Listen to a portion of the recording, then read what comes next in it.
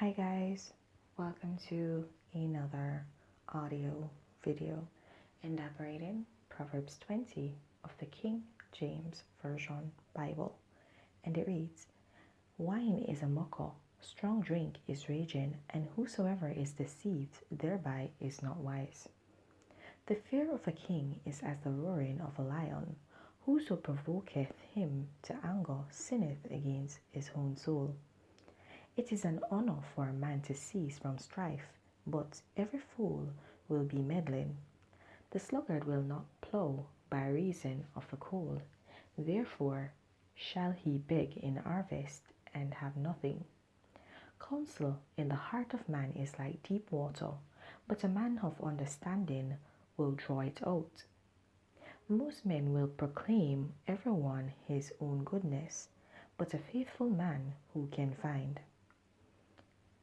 The just man walketh in his integrity, his children are blessed after him. A king that sitteth in the throne of judgment scattereth away all evil with his eyes. Who can say, I have made my heart clean, I am pure from my sin? Divers weights and divers measures, both of them are alike abomination to the Lord.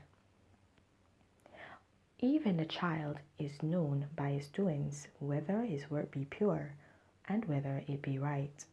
The erring hair and the seeing eye, the Lord hath made even both of them. Love not sleep, lest thou come to poverty. Open thine eyes, and thou shalt be satisfied with bread. It is not, saith the buyer, but when he is gone his way, then he boasteth. There is gold and a multitude of rubies, but the lips of knowledge are a precious jewel. Take his garment that is surety for a stranger, and take a pledge for him a strange woman.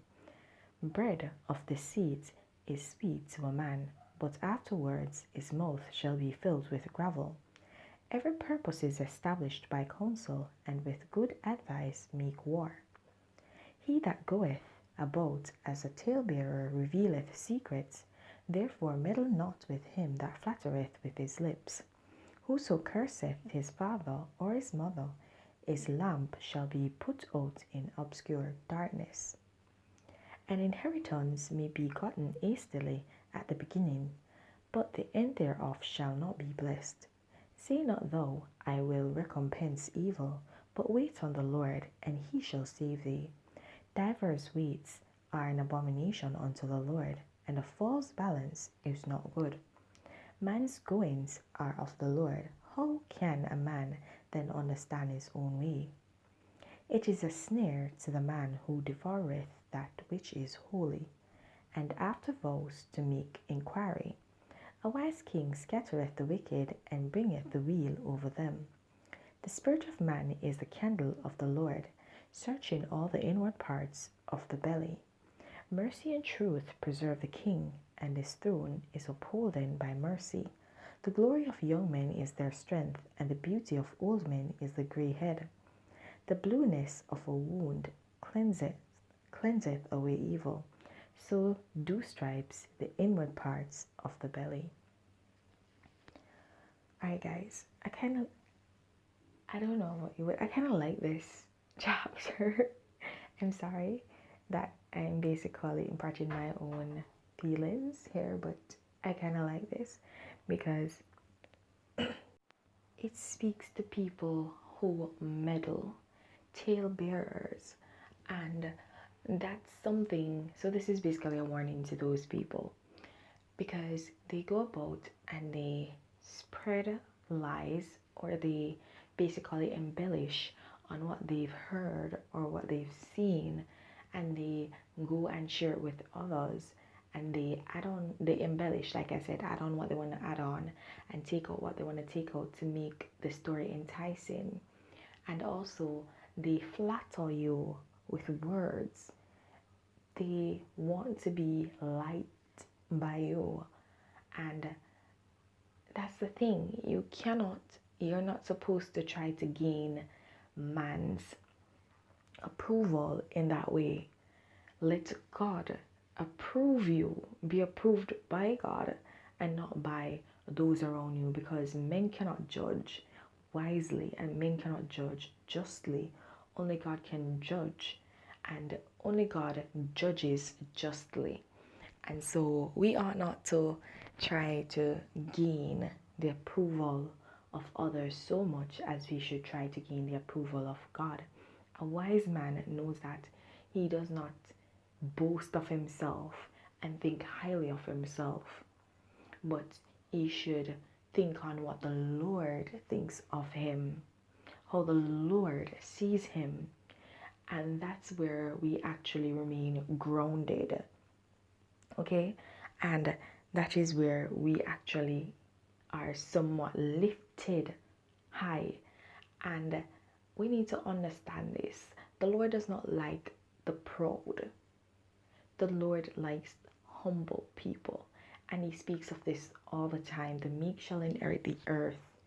A broken and a contrite heart he will not despise. A broken and contrite heart is humble, because you're so broken that you know that you cannot do anything except for God come true for you. And so there is a sense of, there's some humility in that. There's a different state of humility in knowing that you are broken and you cannot fix it.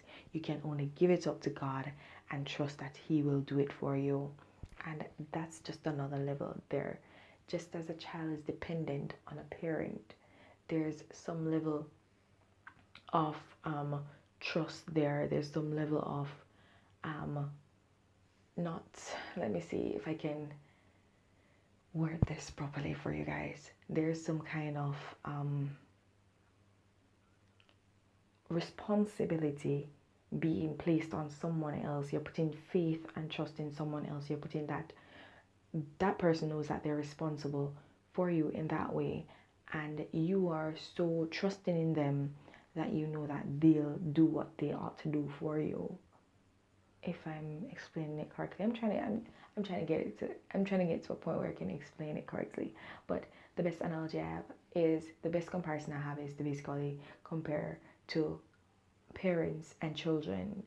And I'm not talking about parents that actually don't carry out their responsibility as parents. I'm talking about parents who actually strive to carry out their responsibilities as parents. Okay, because children are given to them by God. Children are the inheritance of God. So we should take care of them. That's our duty, to take care of them until they can take care of themselves, and we give them back over to the Lord to take care of them and lead, guide, and direct them. Okay? Alright guys, so I'm going to leave that right there. Please remember to continue to walk in your salvation. And if you've not yet started, there's no better time to begin than the present.